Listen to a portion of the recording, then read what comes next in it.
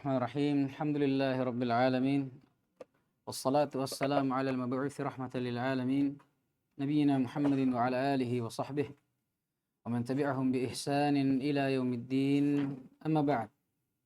Alhamdulillah, kita masih melanjutkan pelajaran kita dalam mempelajari ilmu usul al-fiqh, di dalam membaca salah satu karangan dari salah seorang ulama besar dari termasuk dari ulama besar di zaman kita ini, Syekh Muhammad bin Shalih Al-Utsaimin. Kita membaca risalahnya yang beliau berjudul Al-Usul min Ilmi Al-Usul. Dan kemarin alhamdulillah biidznillah subhanah kita telah melalui mukaddimat, pendahuluan, dan kita bahkan telah masuk di pembahasan inti tentang ilmu usulul fiqh. Telah berlalu bersama kita pembahasan al-kalam, ya, kemudian kita telah masuk ya di dalam pembagian-pembagiannya. Dan kemarin kita sudah mengambil pembagiannya berdasarkan penggunaannya. Ya, ada yang hakiki dan ada yang majazi. Dan kita telah ambil kemarin ada juga syarat kapan lafadz itu boleh digunakan secara majaz. Ya. Dan kemarin kita mengambil dari bentuk-bentuk syarat atau alaqah, ya, kapan dikatakan atau kapan majaz itu boleh digunakan, itu kan harus ada dalil, qarina dan alaqah. Kemudian kemarin yang kita ambil adalah pembagian alaqah tersebut, ya, bahwa ternyata alaqah, hubungan antara makna hakiki dengan makna majazi itu bukan hanya bentuk kemiripan, ada bentuk yang lainnya.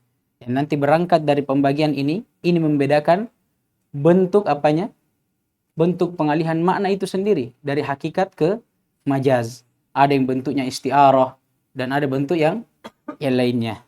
Tayyib, bentuk yang pertama. Yang pertama adalah al-musyabah. Al-musyabah. Itu hubungan secara makna antara majaz dan majaz. Hubungan secara? Ada hubungan kemiripan. Iya. Juga dengan majaz. Iya.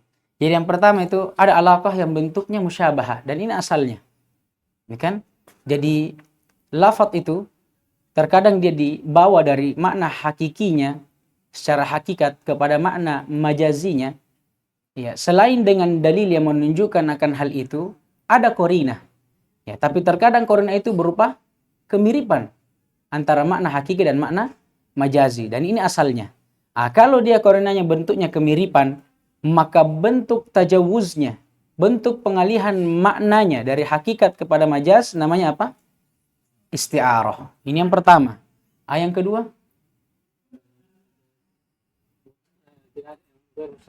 Tayyib. Kalau misalnya bentuk alaqahnya, hubungan antara makna hakiki dengan majazi itu bukan musyabahah, bukan kemiripan, tapi ada sebab yang lainnya. Maka ini apa? Dirinci. Ya. Yang pertama apa? Majaz mursal. Ya, apa ciri-cirinya? Jadi dia dirinci dari sisi tempat terjadinya apa? Tajawuz. Tempat terjadinya majaz. Ya kan? Kalau dia majaznya bukan atau alaqahnya bukan musyabahah, bukan kemiripan, ya maka dirinci. Kalau tempat terjadinya majaz itu di kalimatnya, maka namanya apa? Majaz mursal. Ini yang pertama. Kalau yang kedua, majazun akli. Iya. Kapan itu? Tayyib. Yang kedua ini kalau majaznya itu terjadi pada apa? Penyandaran maknanya. Ya. Bukan pada lafadznya, tapi pada maknanya, penyandaran di dalam maknanya itu. Kalau ini apa namanya? Majaz akli. Tayyib. Contoh isti'arah gampang sekali ini. Berulang-ulang sudah.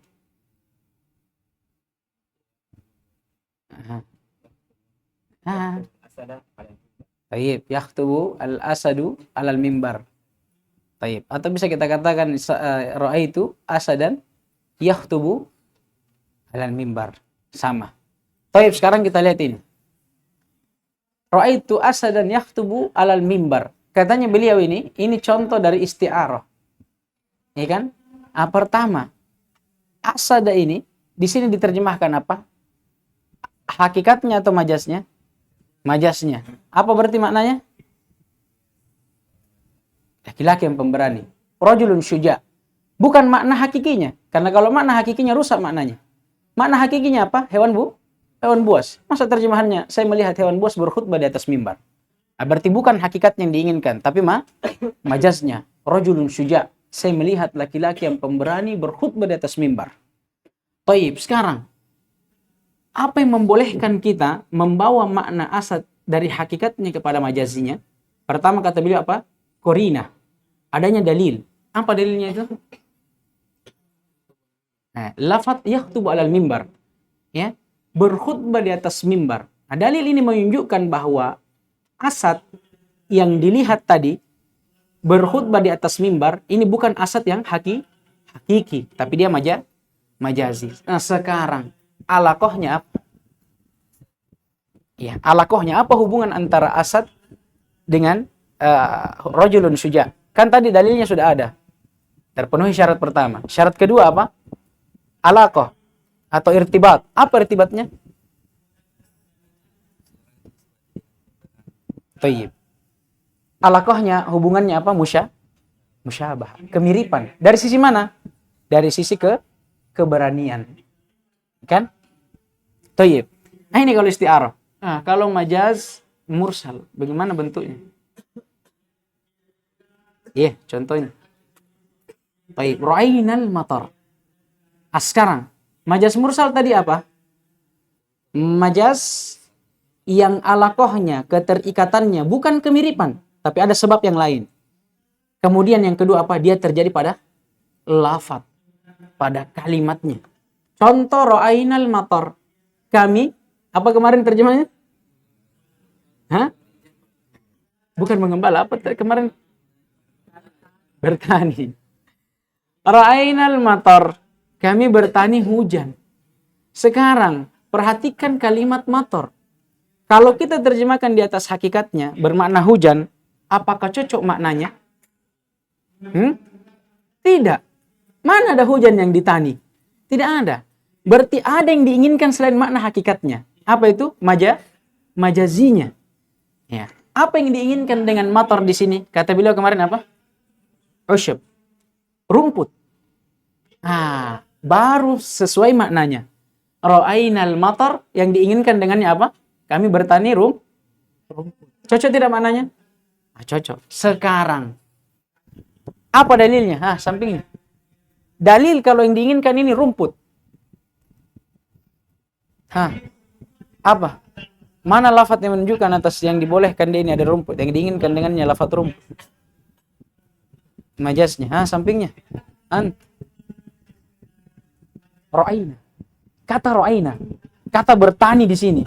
Ini dalil bahwa matar yang diinginkan bukan hakikatnya yang bermakna hujan. Karena tidak mungkin kita bertani hujan. Ini dalil. Sekarang apa alakohnya, irtibatnya antara hujan dengan rumput? Sababiyah. Karena hujan adalah sebab tumbuhnya rumput. Paham ini? Paham. Tayyib. Yang ketiga, akli. Majaz akli. Bagaimana modelnya itu?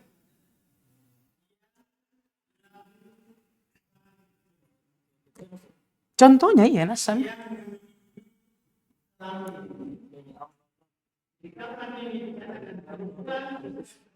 Anbatal matarul ushba. Hujan menumbuhkan rumput. Sebelumnya kita harus pahami, apa itu majaz akli? Dia majaz yang terjadi. Ya. Dikarenakan adanya hubungan bukan berupa apa? Musyabah. Berarti sama dengan apa? Majaz mursal. Hanya saja membedakan apa? Kalau majaz akli dia terjadi pada penyandaran, pada maknanya, bukan pada lafadznya. Sekarang kita praktekkan. Ambatal matarul ushba. Hujan menumbuhkan rumput. Ya, secara zahirnya sah-sah saja kita katakan hujan yang menumbuhkannya. Tapi kalau kita teliti maknanya secara hakikat, apakah hujan secara hakikat dia yang menumbuhkan rumput? Tidak. Siapa yang secara hakikat menumbuhkan rumput? Allah subhanahu wa ta'ala. Tapi di sini disandarkan kepada kepada hujan. Kenapa? Kenapa? Karena Allah menjadikan hujan sebagai sebab untuk tumbuhnya rumput. Sekarang apakah alakohnya ini musyabah? Bukan. Tidak ada kemiripan. Tapi apa? Alakohnya sababiyah. Allah menjadikannya sebagai sebab. Paham jadi bentuknya? Baik.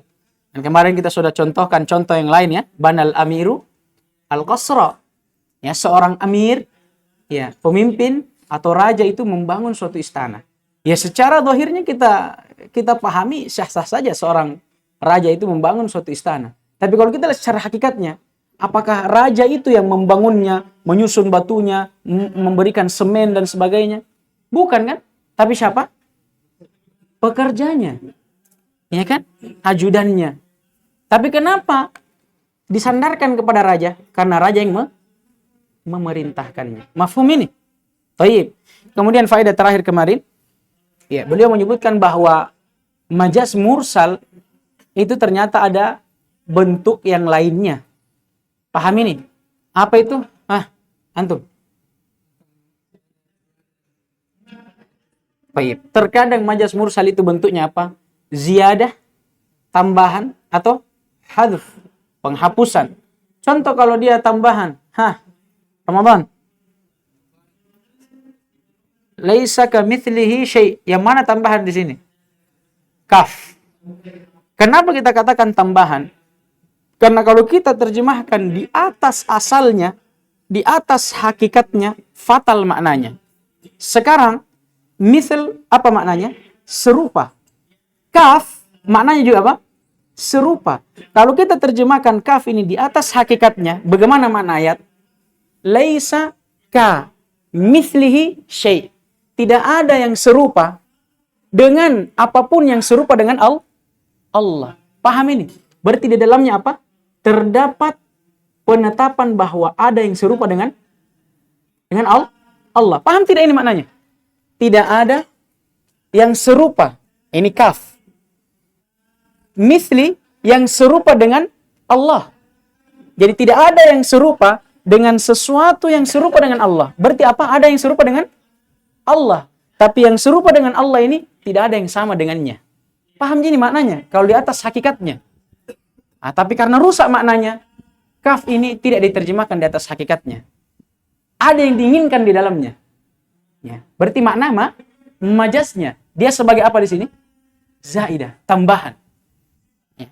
Tapi bukan tambahan yang tidak ada maknanya. Karena para ulama sepakat tidak ada tambahan dalam Al-Quran yang tidak ada maknanya. Walaupun dikatakan dia tambahan, pasti ada maknanya. Apa maknanya ini? Takkid. Nah ini yang pertama. Paham ini yang pertama? Taib yang kedua.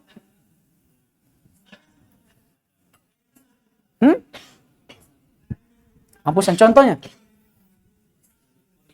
Was'alil qaryah. Sekarang, ini adalah perintah anak-anak Yakub kepada ayahnya untuk bertanya kepada suatu kampung. Kata mereka, was'alil qaryah. Tanyakanlah kepada kampung itu. Sekarang kampung, apakah bisa ditanya? Bisa ditanya kampung? Tidak. Berarti bukan makna hakikinya yang diinginkan ini. Ada sesuatu yang dihapus, dan inilah yang sebagai majaz nanti. Apa yang dihapus ini? Kata ahal. Aslinya ini, was'al ahlal qaryati. Tanyakanlah kepada penduduk kampung itu. Baru sesuai maknanya. Ya kan? Baru sesuai maknanya. Berarti ini yang dikatakan majaz. Tapi majaznya dengan dihapus. Ada yang dihilangkan. Paham gini? Kemudian faedah yang terakhir kemarin. Ini tentang perselisihan para ulama di dalam majaz. Ala kulli hal, ada yang berpendapat akan adanya dan bolehnya majaz. Dan ada yang berpendapat akan tidak bolehnya. Dan keduanya memiliki dalil masing-masing. Ya kan? Syekhul Islam berkata bahwa ini tidak ada dalam Al-Quran, tidak sunnah, tidak pula dalam bahasa Arab. Dan dalilnya kuat. Ya kan? Karena memang ini tidak terdapat dalam zaman para sahabat. Paham ini? Dan juga kita jelaskan kemarin bagaimana berarti kalau ada contoh ayat seperti was'alil qaryah. Ya kan? Laisa kamitslihi syai'. Ya kan? Kata para ulama yang mengatakan tidak ada majaz, mereka berkata ini tetap di atas hakikatnya. Nah, tapi hakikat kemarin dibagi menjadi 3. Ada hakikat lugawi, ada syar'i, ada urfi. Makanya boleh jadi sesuatu itu bukan di atas hakikat bahasanya, lugawinya, tapi mungkin ada hakikat yang lain. Misalnya urfi, seperti was'alil qaryah. Ya tidak mungkin kita katakan bahwa anak-anak Nabi Yakub memerintahkan ayahnya untuk bertanya kepada Korea. Anda. Melainkan mereka sudah pahami itu secara urf. Mereka sudah pahami bahwa kalau kita disuruh bertanya kepada suatu kampung, berarti bukan kampungnya yang ditanya, tapi penduduknya. Nah, seperti itu. Tapi orang yang berpendapat juga majas, mereka punya dalil. Ya kan? Mereka punya dalil. Dan juga apa yang mereka lakukan atau pendapat mereka ini tidak seperti dengan pendapat orang-orang Mu'tazilah. Dan dikatakan orang yang paling pertama mengadakan tentang pembagian kalam menjadi hakikat dan majas. Kenapa? Karena kalau mereka, apa yang mereka inginkan dari itu? Menafikan ayat-ayat atau dalil-dalil yang menetapkan sifat Allah Subhanahu wa Ta'ala. Dan ini termasuk kekejian mereka. Ya kan? Sama seperti apa kemarin? Misalnya bal yadahu mabsutatan, ya. Tatkala Allah membantah orang-orang Yahudi yang mengatakan tangan Allah itu terbelenggu, kata Allah tidak, melainkan tangan Allah itu terhampar. Ya kan? Nah, sekarang orang-orang Mu'tazilah yang mentahrif ayat-ayat sifat, apa kata mereka? Tangan di situ bukan tangan. Ya kan? Tapi apa di situ? Nikmat, rahmat. Nah, ini mereka dapatkan dari mana? Dari pembagian mereka terhadap kalam. Mereka mengatakan kalam itu bukan hanya di atas hakikatnya, tapi ada majaznya. Nah, ini. Tapi orang-orang yang beramal dengan majaz dari ulama-ulama ahli usul, mereka tidak beramal seperti amalan orang-orang Mu'tazilah. Melainkan mereka memiliki batasan-batasan. Makanya mereka membuat syarat, ya, tidak semena-mena itu kita menggunakan majaz. Tapi harus ada dalil dan irtibat. Tayyib, iqra. Manil qari al-yawm? Tayyib. Bismillah. Bismillahirrahmanirrahim. Alhamdulillahi rabbil alamin. Hamdan katsiran thayyiban mubarakan fih kama yuhibbuna wa yarda. Asyhadu an la ilaha illallah. Apa? Kasih besar suara tak sedikit. Kasih dekat mic tak coba. Asyhadu an la ilaha. Atau belum menyala mungkin ya. Baik. Cek. Alhamdulillahi rabbil alamin. Hamdan katsiran thayyiban mubarakan fih kama yuhibbuna wa yarda. Asyhadu an la ilaha illallah wa asyhadu anna Muhammadan abduhu wa rasuluh. Amma ba'du. Qala Syekh Al-Allama Muhammad bin Shalih Al-Utsaimin rahimahullahu taala. Al-amru ta'rifuhu al-amru qaulun yatadammanu talab al-fi'li ala wajhil isti'la'i mithlu aqimus salata wa atuz zakata. Fa kharaja bi qaulina qaulun al-isyaratu fala tusamma amran wa in afadat ma'nahu wa kharaja bi qaulina talab al-fi'li an-nahyu li'annahu talabu tarkin wal muradu bil fi'li al-ijadi fayashmilu al-qawl ijadu fayashmilu al-qawl al-ma'muru bihi wa kharaja bi qaulina ala wajhi al-isti'la'i al-iltimasu wad-du'a wa ghayruhuma mimma yustafadu min sigatil amri bil qara'in. Baik, ya, jazakumullah khaira. Kemudian beliau sekarang masuk ke dalam bab yang baru tentang al-amr, perintah. Nah, ini termasuk bab yang paling penting juga di dalam pelajaran usulul fiqh khususnya. Kenapa? Karena di pelajaran usulul fiqh ini sebelumnya kan kita sudah tahu, kita mempelajari tentang apa? Bagaimana mengambil hukum tentang suatu amalan, ya, yang disyariatkan dari dalil-dalil syar'i. Nah, sedangkan amalan ini atau perintah syariat itu hanya berputar kepada dua hal. Apa itu? Imma dia amr, perintah, atau imma dia nahi, larangan. Maka ini penting. Dari sini pula nanti kita akan tahu, ya kan, bagaimana dalil yang datang dalam bentuk perintah apa keharusannya? Ya kan? Apa keharusannya? Apa keharusan bagi kita terhadap dalil itu? Apakah itu wajib ataukah itu sunnah? Ya kan? Di sini semua dipelajari. Baik. Kata beliau ta'rifuhu, pengertiannya. Al-amr, amr atau perintah itu qaulun yatadammanu talabal fi'li ala wajhil isti'la. Jadi yang namanya perintah dia adalah ucapan yang mengandung suatu permintaan atas suatu perbuatan ala wajhil isti'la, tapi di atas bentuk isti'la. Ini penting. Jadi perintah itu adalah ucapan yang mengandung suatu makna perintah untuk mengerjakan sesuatu, tapi di atas bentuk isti'la. Apa itu isti'la? Kata para ulama, dia adalah perintah yang berasal dari atas ke bawah. Maksudnya apa? Maksudnya orang yang memerintah itu lebih tinggi kedudukannya daripada orang yang diperintah. Karena akan datang nanti keluar dari amr ini, ya kan? Keluar dari perintah yang diinginkan ini, perintah dalam bentuk derajat yang sama, atau dalam bentuk dari derajat yang lebih rendah kepada derajat yang lebih tinggi, dan akan disebutkan apa namanya itu. Yang intinya sekarang kita pahami bahwa amar perintah itu adalah suatu ucapan, ya kan? Suatu ucapan yang mengandung suatu tolak, permintaan terhadap atau untuk melakukan suatu perbuatan, tapi bentuknya apa? Isti'la, dari atas ke bawah. Ini amr namanya. Misal contohnya aqimus sholata wa atuz zakah.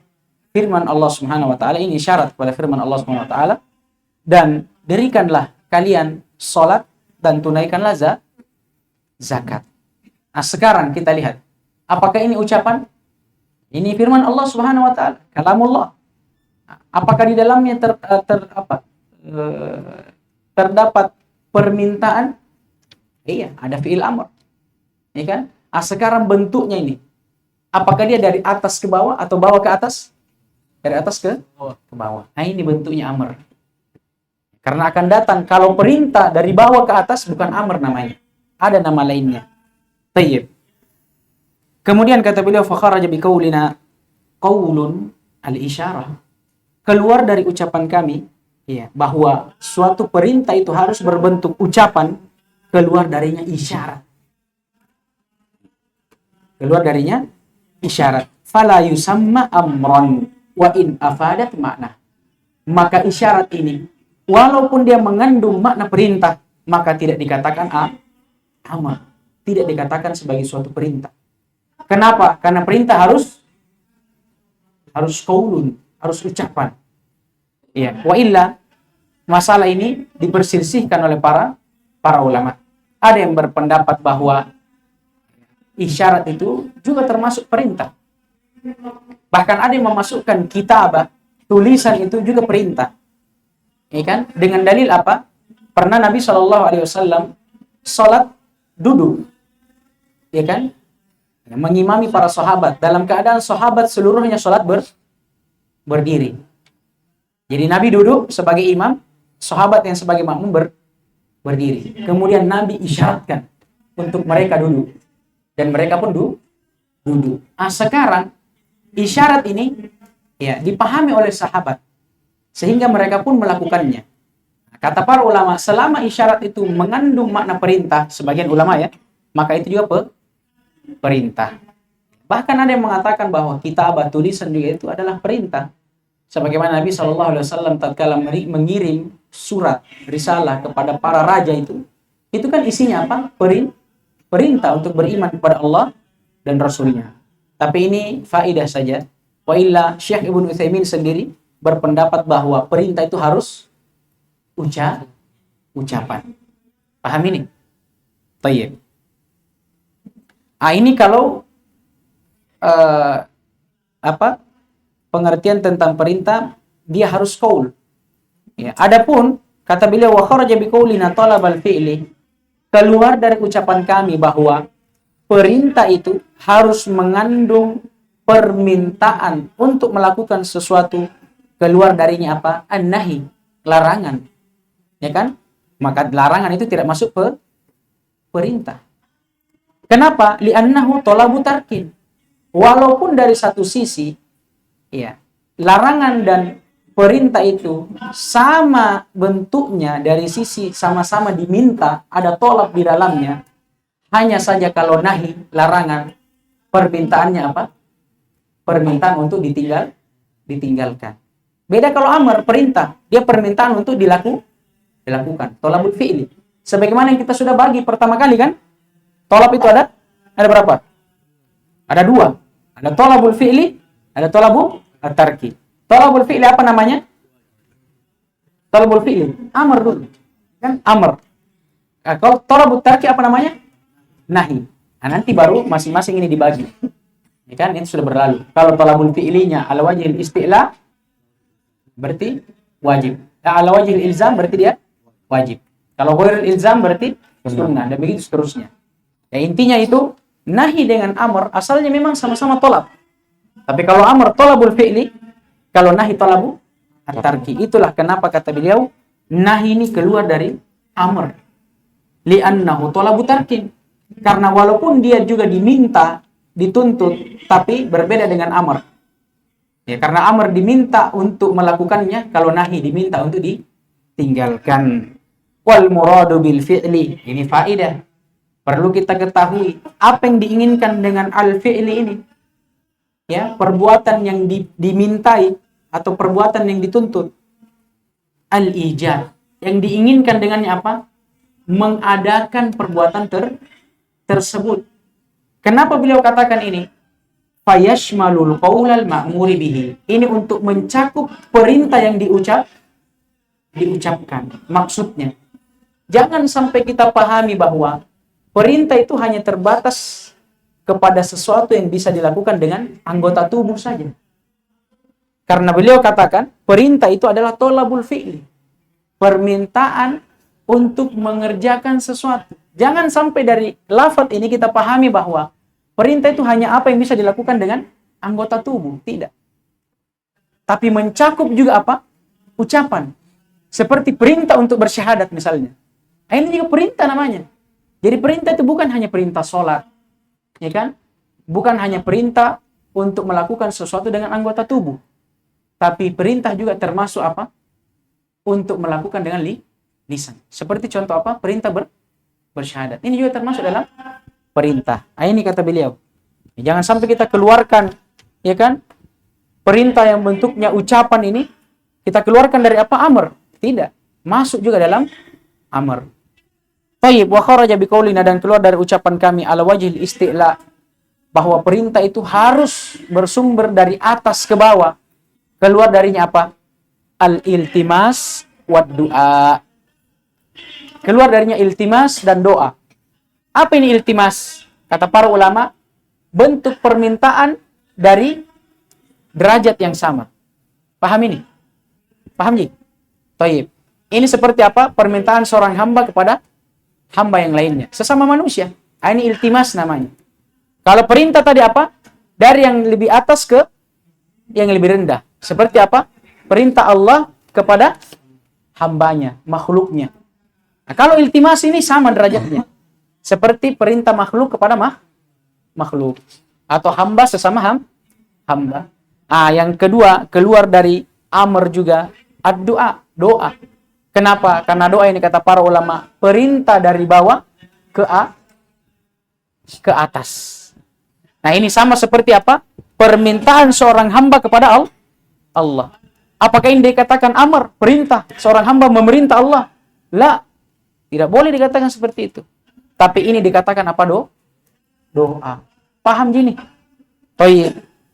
Wa ghairuhuma, dan selain dari keduanya, mimma yustafadu min sighatil amri bil qara'in, dari lafaz-lafaz yang didapati atau dipahami darinya ada suatu perintah dengan qarinah. Tayyib, iqra. Wa qala Syekh rahimahullah taala sigul amri. Sigul amri Siyagul. siyagul amri arba'un. Al-awwalu fi'lul amri. Mithlun utlu ma uhiya ilaika minal kitabi.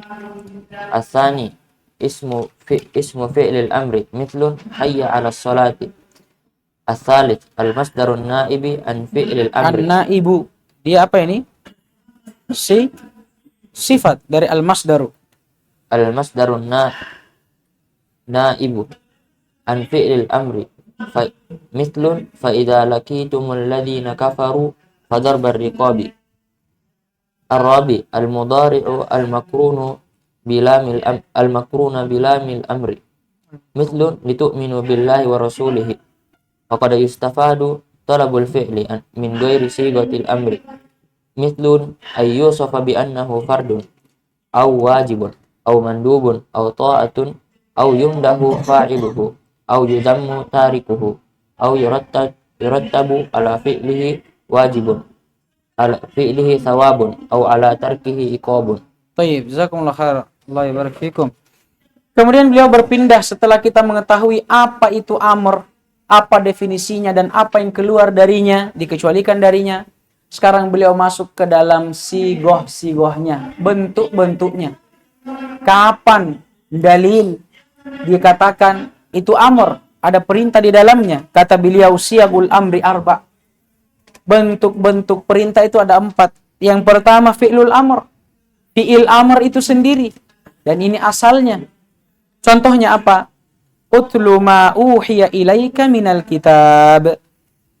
Ya, bacakanlah wahai Muhammad apa yang telah diwahyukan kepadamu berupa kitab. Ya, ini fi'il amr, utlu. Ya, dan ini banyak.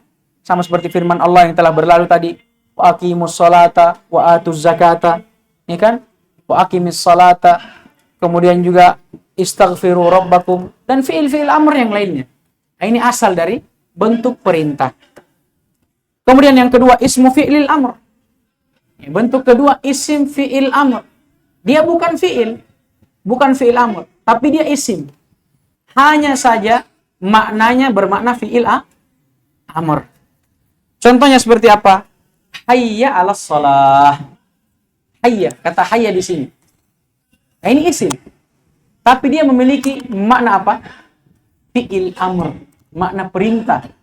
Hayya 'alas shalah. Apa artinya hayya 'alas shalah? Hah? Kemari kata dia. Ya, bisa juga. Dan makna-makna amr yang lainnya. Iya kan? Nah, ini hayya 'alas shalah. Dan mudah dibedakan antara fi'il amr dengan isim fi'il amr. Ya, kalau fi'il amr dia punya tanda, alamat, ya kan? Di antaranya apa? Ada nunut taukid atau nunul inas atau misalnya ya ilmu an-nasil mukhatabah, ya kan? Nah, berarti kalau kita mau tahu isim fi'il amr, coba masukkan saja alamat ini. Kalau dia tidak bisa menerima alamat ini, maka dia apa? Isim fi'il amr. Paham gini? Baik. Itu yang kedua. Yang ketiga al-masdar an-naib an fi'lil amri. Ada juga bentuk ketiga dari perintah. Bukan fi'il amr, bukan juga isim fi'il amr, tapi apa? Dia bentuknya masdar. Tapi dia masdar yang menggantikan kedudukan fi'il amr. Akan datang contohnya. Fa idza laqitumul ladzina kafaru fadharbar riqab. Dan apabila kalian bertemu dengan orang-orang kafir, maka fadharbar riqab. Maka penggallah kepala mereka. Nah, ini perlu diperhatikan ya, ini perintah untuk orang-orang muslim, ya, orang-orang muslimin pada saat memerangi orang kafir ya. Ya, ini bukan perintah umum. Ini pada saat memerangi orang-orang kafir.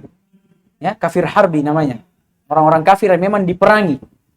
Ya kan, ini bukan perintah umum. Jangan kita nanti melihat orang kafir langsung kita penggal kepalanya. Ya kan? Jangan juga ini dijadikan apa? Dalil bagi orang-orang yang apa?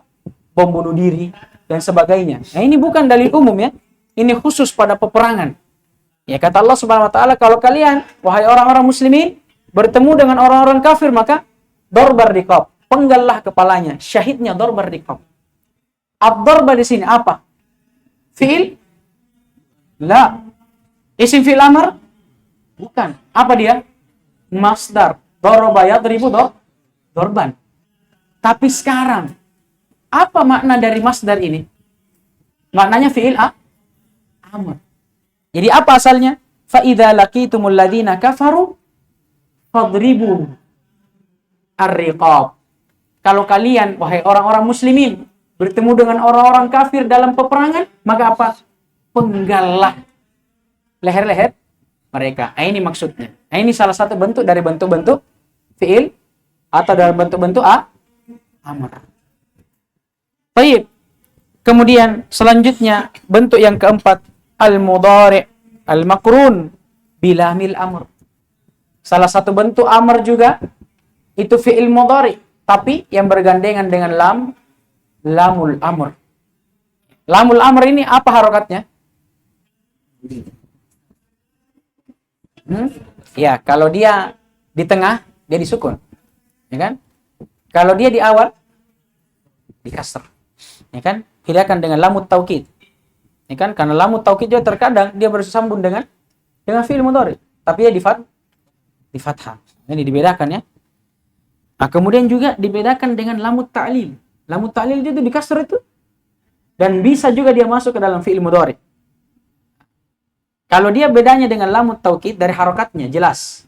Tapi perbedaannya dengan lamut ta'lil, antum harus lihat maknanya. Kan? Lihat maknanya. Kalau maknanya dia berupa ta'lil, alasan, ya. Alasan terjadinya apa yang setelahnya itu karena apa yang alasan terjadinya apa yang sebelumnya itu karena apa yang setelahnya. Ini kalau lamut ta'lil. Tapi kalau maknanya amr, berarti lamul amr, dan ini yang diinginkan. Kapan antum dapat fi'il mudhari yang bersambung dengan lam yang di kasrah bermakna amr, berarti ini apa? Salah satu bentuk sigo amr. Contohnya apa? Litu'minu billahi wa rasulih. Hendaknya kalian beriman kepada Allah dan Rasulnya. Kemudian kata beliau setelah menjelaskan bentuk-bentuk perintah, kata beliau, waqad istafadu talabul fi'li min ghairi sighatil amri. Terkadang ya, perintah itu juga bisa diambil, difahami ya, bukan dari apa? Bukan dari bentuk-bentuk perintah. Jadi terkadang ada perintah tidak datang dalam bentuk fi'il amr. Tidak juga dalam bentuk isim fi'il amr. Tidak juga dalam bentuk masdar, an-naib, an fi'lil amr. Dan tidak juga berbentuk mudhari yang bergandengan dengan lamul amr. Tapi ada bentuk yang lainnya. Ada dalil dan korinahnya. Misal contohnya, ayyusofa bi annahu fard. Terkadang ada sesuatu yang Allah sifati atau Rasulnya sifati dengan apa? Fard. Sesuatu yang diwajibkan. Faradallahu, iftarada Rasulullah. Sama semua ini. Allah mewajibkan. Nabi mewajibkan. Ini bentuknya juga apa? Perintah. Au wajib, bentuknya wajib, sama. Au mandub, atau dia merupakan sesuatu yang dianjurkan, terkadang juga bermakna perintah. Au ta'ah, ya. Atau misalnya disifati sesuatu tersebut sebagai bentuk ketaatan, walaupun tidak dalam bentuk perintah, ini tetap dipahami bahwa itu adalah perintah. Au yumdahu fa'iluhu, terkadang pula bentuknya sebagai pujian. Ya, Allah memuji bagi orang yang melakukannya. Kalau ada perbuatan, Allah janji orang yang melakukannya, atau Allah puji orang melakukannya, ini apa namanya? Perintah juga, dipahami darinya perintah. Au yudammu tarikuhu, atau sebaliknya. Kalau ada sesuatu yang Allah katakan atau Allah janji, Allah celah orang yang melakukannya, maka pemahamannya apa? Dipuji orang yang melakukannya. Kalau Allah celah orang yang meninggalkannya, afwan. Berarti pemahaman kebalikannya, Allah memuji orang yang melakukannya. Nah, dari sini juga diambil makna apa? Perintah. Au yurattaba ala fi'lihi thawab. Atau sesuatu yang Allah janjikan pahala ya bagi orang yang melakukannya. Nah, ini juga perintah. Yang terakhir, au ala tarkihi iqab, atau Allah mengancam orang yang meninggalkan sesuatu tersebut, berarti apa? Sesuatu tersebut perintah. Thayyib. Baca. Kita habiskan ini dulu. Kan ini pembahasan inti. Yang selanjutnya itu pembahasan yang keluar dari amr. Taib. Iqra. Ma taqtadihi sigatul amri. Sigatul amri indal itlaqi taqtadi wujubul ma'muri bihi. Wujubal ma'muri bihi. Maf'ulun bihi dari taqtadi. Taib, lanjut. Wal mubadarata bi fi'lihi fawran. Faminal adillati ala annaha taqtadil wujuba qawlihi ta'ala. Qawluhu. Ini mubtada muakhar. Qawluhu ta'ala falyahdharil ladzina yukhalifuna an amrihi an tusibahum fitnatun aw yusibahum adzabun alimun. Wajhud dalalati anna Allaha hadhrul mukhalifina hadzarul mukhalifina an amri Rasulullah sallallahu alaihi wasallam an tusibahum fitnatun wa hiya zaygu aw yusibahum adzabun alimun. Wa tahdhiru bimithli dhalika la yakunu illa ala tarki wajibin. Fadalla ala anna amra Rasulullah sallallahu alaihi wasallam amra rasuli sallallahu alaihi wasallam al-mutlaqu yaqtadi wujubu fi'lil ma'muri. Wa minal adillati ala annahu lil fawri qawluhu ta'ala fastabiqul khairati wal ma'muratu asy-syar'iyyatu khairun wal amru bil istibaqi ilaihi dalilun ala wujubil mubadarati wa li anna nabiyya sallallahu alaihi wasallam kariha ta'khiran nasi ma amaruhum bihi minan nahri wal halqi yawm al hudaybiyati hatta dakhala ala ummi salamata radhiyallahu anha fa dzakara laha ma laqiya minan nasi wa li anna al mubadarata bil fi'li uhutun wa ahwatu wa abra'u wa ta'khiru lahu afatun wa yaqtadi tarakumal wajibati hatta jaza anha. Tayyib, jazakumullah khairan, barik fikum. Sekarang setelah kita tahu apa itu perintah, bagaimana bentuknya, sekarang kita perlu tahu apa keharusan dari perintah itu. Kalau Allah dan Rasulnya memerintahkan kita atas sesuatu, apa yang wajib bagi kita? Apa keharusan dari perintah itu? Kata beliau, ma taqtadihi sigatul amr. Apa kewajiban, keharusan dari perintah itu? Kata beliau rahimahullah, sigatul amri indal itlaq taqtadi wujubal ma'muri bihi wal mubadarata bi fi'lihi fawra. Bentuk perintah indal itlaq secara mutlak, tidak ada pengkhususannya. Paham ini?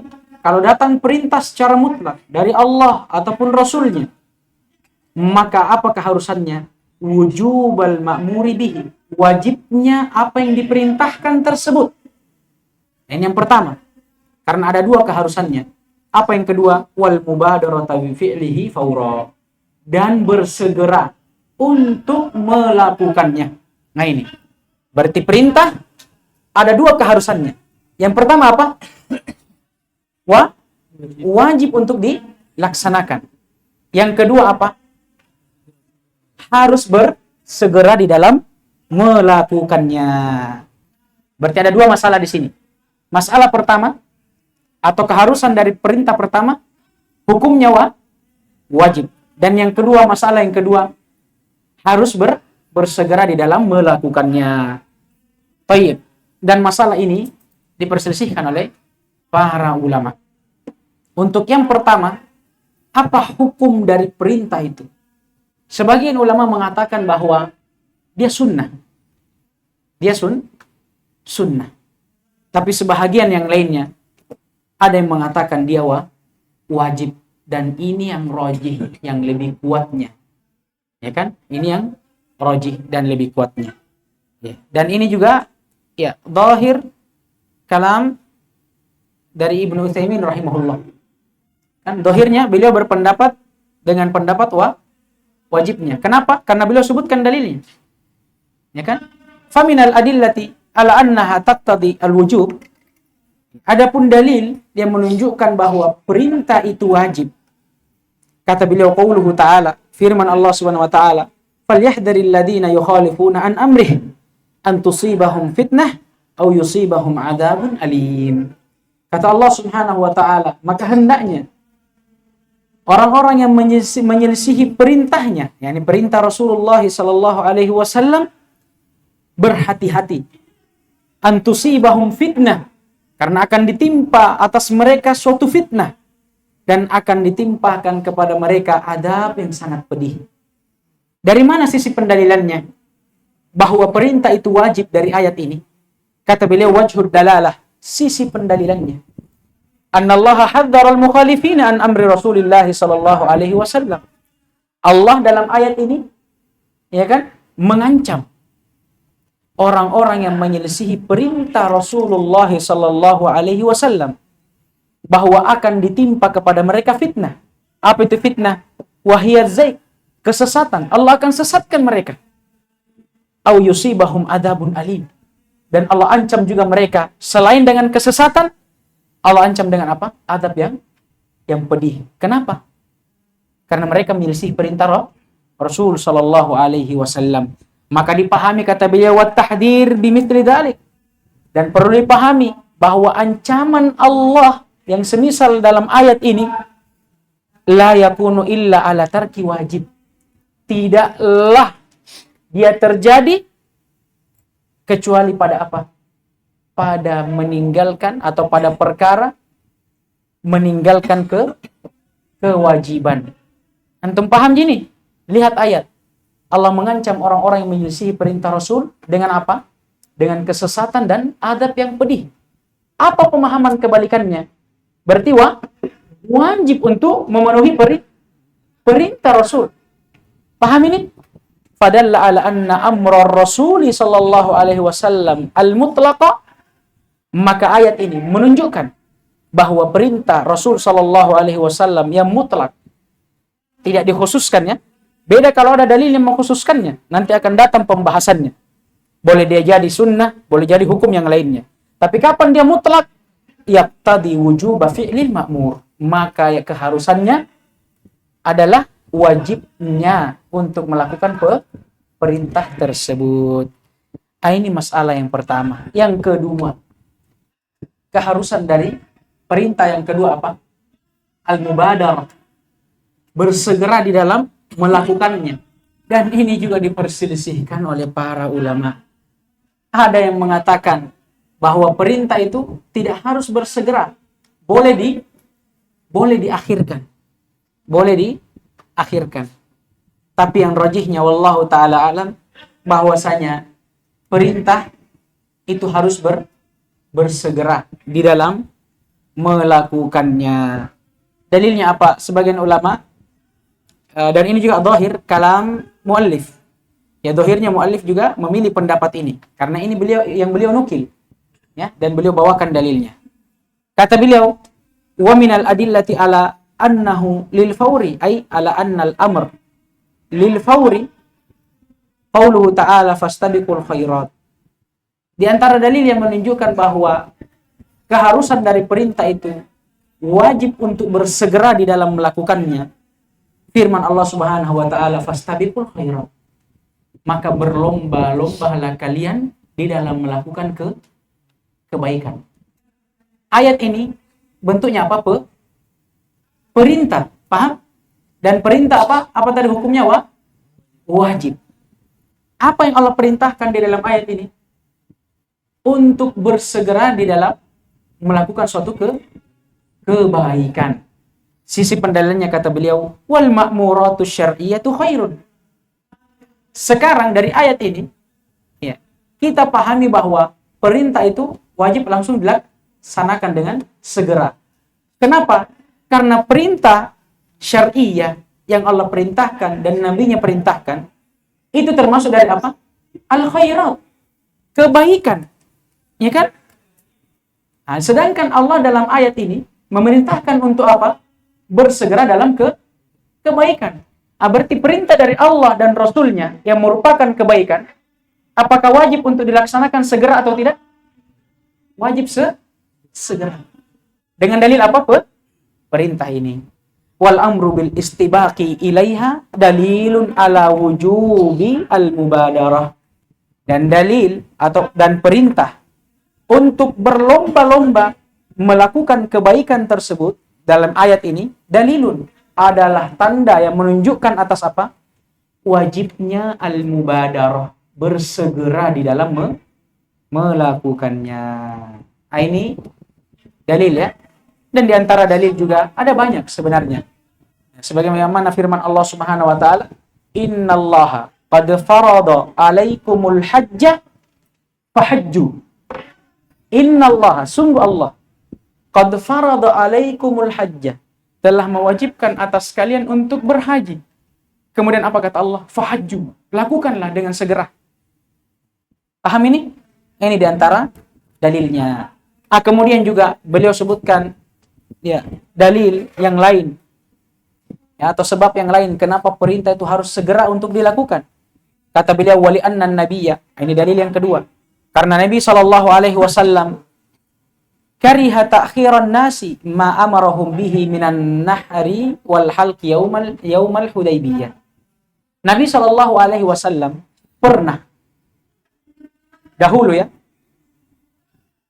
pernah memerintahkan kepada para sahabatnya untuk bersegera di dalam nahar, menyembelih hewan sembelihannya, dan hal untuk mencukur rambutnya pada saat beliau berhaji bersama para sahabatnya pada hari Hudaybiyah.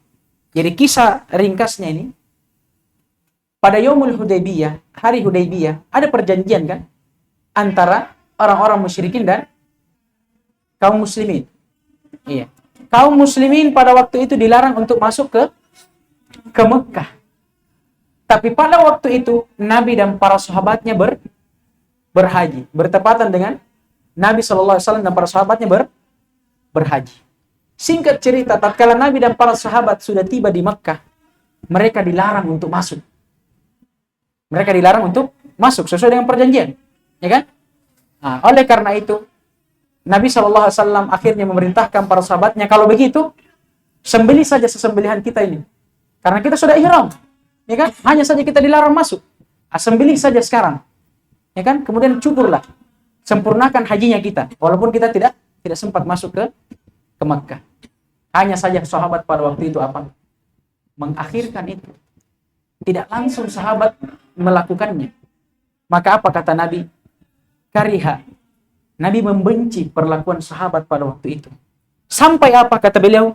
Hatta dakhala ala ummi Salamah radhiyallahu taala anha, fadzakara laha ma laqiya minan nas. Sampai Nabi masuk kepada istrinya Ummu Salamah dan menceritakan akan apa yang beliau hadapi dari perlakuan para sahabat. Curhat beliau kepada Ummu Salamah bahwa beliau membenci apa yang dilakukan oleh para sahabat. Dari sini kita pahami bahwa sahabat yang mengakhirkan perintah Nabi pada waktu itu membuat Nabi apa? Benci kepada mereka. Berarti apa pemahamannya? Kalau ada yang Nabi perintahkan wajib untuk segera dilaksanakan. Paham jadi sisi pendalilannya? Paham jadi? Baik. Kemudian yang terakhir, kata beliau wali annal mubadarah. Kenapa harus kita mubadarah? Segera di dalam melakukan perintah. Karena al-mubadarah bil fi'li ahwat wa abra. Karena bersegera di dalam melakukan perintah itu lebih ahwat, lebih berhati-hati, lebih aman kita, dan lebih abra, ya, lebih melepaskan juga atas kita tanggung jawab, ya kan? Nah ini, wa ta'khira lahu afat.